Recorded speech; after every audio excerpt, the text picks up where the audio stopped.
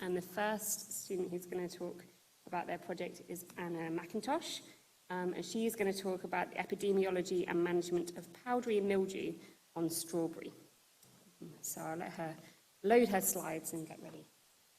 All right, thanks so much, Beth, and thanks everyone for coming. So for our project, we were lucky enough to work with the Costa Strawberry Farm in Devonport. We wanted to ensure the project was applicable and ultimately provided industry decision support. So we went to them and asked for industry questions that needed to be addressed. One of the most significant things they talked about was the impact of powdery mildew disease on strawberries. It infects all aerial tissue and leads to a loss of quality and quantity of up to 70%. And we can see here this is the result. On the left, we have the premium product. This is the commercial standard. It's what the consumer demands, and so it's what industry must provide. And on the right, we have the fruit infected with powdery mildew. You can see it's below the premium product and therefore has limited use. So the recent introduction of polythene tunnels has resulted in an increase in yield, quality and efficiency, but has also made this issue worse by creating a favourable environment for the development of powdery mildew disease, which thrives in those warm and humid conditions. Therefore, industry must use the most effective management practices to suppress this disease and continue producing that premium product. However, knowledge of how powdery mildew develops under local conditions is required for the accurate timing of these management practices. So to address this issue, we came up with the question, how do epidemics of powdery mildew develop in strawberries under polythene tunnels? But industry said it's not just about understanding the disease and how it develops, but also the most efficient and economical program to suppress these epidemics. Because unlike the current COVID epidemic, these plants cannot socially distance. And so the second question we came up with was, does chemical and/or cultural management practice influence disease development and fruit quality and yield? So it's whilst I was doing these parts of the project that I wondered whether the application method of protective fungicides could influence their uptake in strawberry. And industry and literature supported this. So the final part of the project investigated the question, does application of potassium silicate to roots or foliage influence uptake in strawberry leaves? So firstly, one tunnel remained unsprayed for the duration of the study so that we could determine how the disease develops in the absence of management. We used two measures to assess disease incidence and disease severity, and we assessed these 8 times throughout the growing season. We analysed data with analysis of variance to determine differences in disease level, and we used linear regression to compare epidemics. But first, I thought I'd show you a video of me performing a disease assessment. Here, I assess both disease incidence and disease severity. And for each assessment, I sampled over 4,800 leaflets. And it took a long time. For each assessment, it took me around 8 hours to complete, making commercial disease assessment difficult, laborious, and expensive. So understanding how the disease develops supports the development of efficient sampling strategies to suppress this disease. And what did we find? We saw that disease incidence and disease severity significantly increased over time.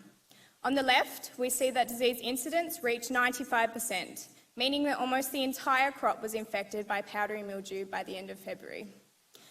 And on the right, we have disease severity, which reached 14%, meaning that over 1/8 of the total leaf area was covered by the fungus, which reduced the area available for leaf photosynthesis. But the key finding here was that we saw disease incidence was increasing at a faster rate than disease severity, and that management should be applied before symptom onset in November to prevent these epidemics. An important finding for industry is that we found a significant relationship between disease incidence and severity. This means that if this relationship is validated under different conditions, it could allow rapid, low-cost estimation of powdery mildew severity from incidence. And as we saw in the video, that would be a big help to industry.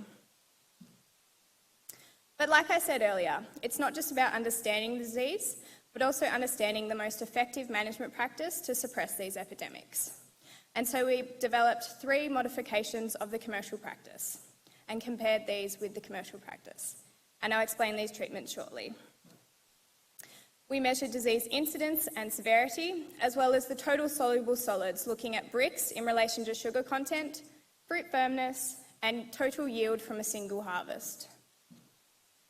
The experiment was arranged in a randomised block design with 3 replicates of 4 treatments. And each replicate was represented by an entire tunnel. So the standard commercial practice for powdery mildew management consists of ecocarb and cysteine in a 2-week rotation. Ecocarb is a multi-site fungicide, which means it affects more than one biochemical process within the pathogen. However, cysteine is a single-site fungicide, and it affects only a single biochemical process, making it more prone to fungicide resistance. And industry had concerns that cysteine had become less effective at suppressing powdery mildew, so we wanted to test this. We can see the commercial practice in treatment number 1. For treatment 2, we incorporated sarsyl into the rotation, which has the active ingredient of potassium silicate, and it is suggested that silicon has a suppressive effect on powdery mildew. Treatment 3 incorporated basal leaf removal, which is simply removing leaves from the base of the leaf. This increases airflow in the crop, thereby decreasing humidity. And because powdery mildew thrives in humid conditions, we were hoping this would have a suppressive effect. The 4th treatment is straight ecocarb. This treatment would provide scientific evidence as to whether or not cysteine was having a suppressive effect on disease development. And this is what we saw. You can see from disease incidence that the number of plants affected by disease was not significantly different between treatments. The same number of plants were being infected regardless of the treatment. However, if we look at disease severity on the right, we see that the total area of plant tissue affected by disease was significantly higher for the commercial practice when compared with the sarsyl treatment and the straight ecocarb treatments. This shows that industry's assumptions were right and that the effectiveness of cysteine has been reduced. But industry is not just concerned about managing the disease, but also maintaining that premium product. So we investigated the influence of management practice on fruit quality and yield. Firstly, we measured total soluble solids, or that sugar content in fruit. We can see that when sarsyl is added to treatment, there is significantly greater Brix when compared with the commercial practice, meaning that there is more sugar in fruit treated with sarsyl. We also looked at fruit firmness, and we found that there is consistency here. You can see that sarsyl and straight ecocarb treatments were consistent with the commercial practice. There is no significant difference between these 3 treatments. Finally, we looked at fruit yield, and we can see that when sarsyl or leaf removal is added to the rotation, there is significantly higher total fruit weight compared with the commercial practice, meaning that there was more yield from the treatments that had sarsyl and leaf removal. So we now had evidence that the commercial practice was not the most effective management practice, that the addition of sarsyl into the rotation, which had that active ingredient of potassium silicate, resulted in lower disease severity and higher fruit quality and yield. However, literature suggests that silicon is not effectively absorbed by leaves of various crop species, and because industry apply fungicides via spray to leaves, we wanted to test this.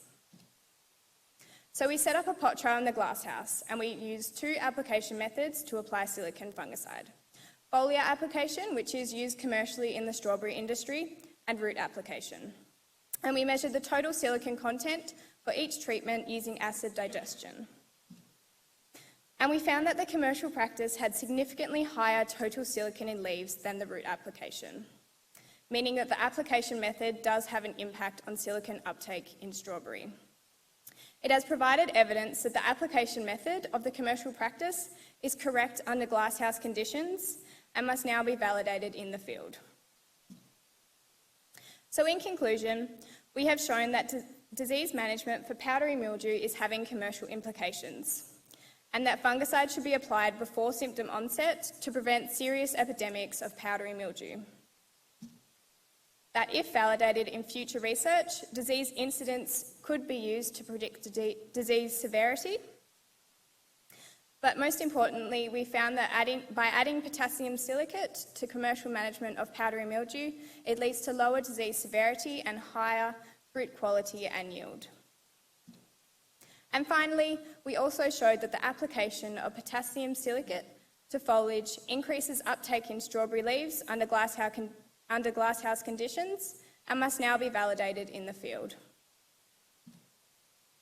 So thanks so much for everyone who was involved in the project, everyone at the Costa Strawberry Farm, particularly Kalia and Alex for all their help, my supervisors, Kathy, Michelle and Karen for everything you've done, and especially Caroline, Phil and Ross for all their help. Thanks.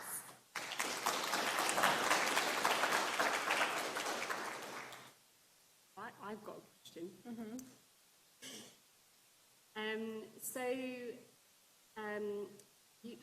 What method did you use to quantify the amount of silicon? Acid digestion. So just acid digestion, you didn't measure that in any way? The OCP. ICP-MS? Yeah. Okay, cool. Awesome. And what I wanted to know is what do you think the silicon is actually doing to suppress disease? Yeah, I thought I'd get this question. So the literature, because silicon isn't regarded as an essential nutrient, there hasn't actually been that much literature on it. But there's two theories. One, that it physically hardens the leaf and therefore the fungus can't penetrate as easily into the leaf. And the second is that it just it aids in the plant just managing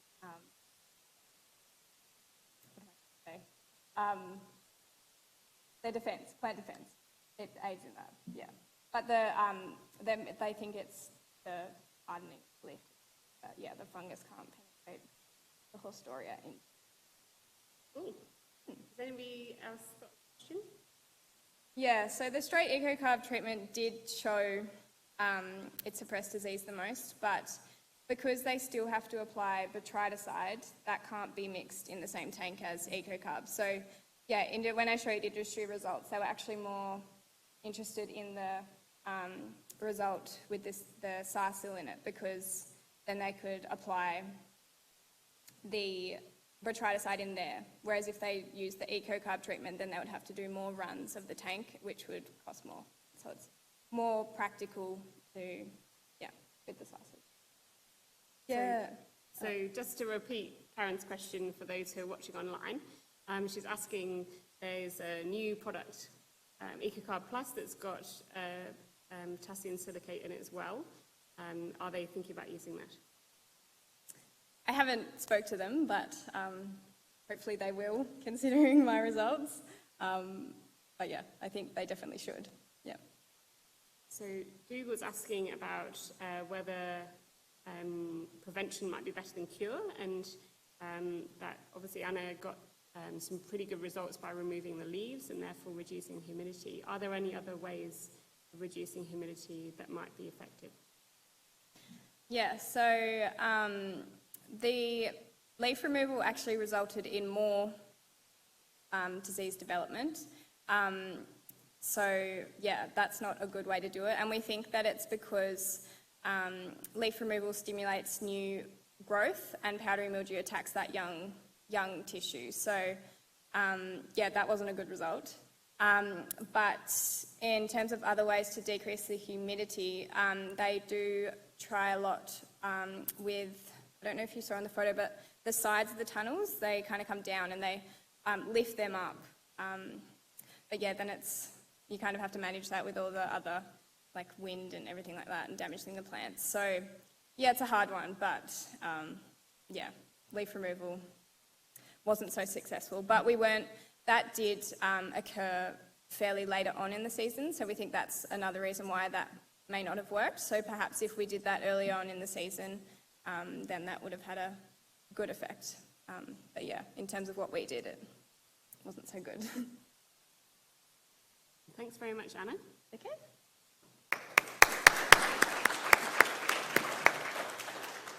Eden Chong is going to come and talk about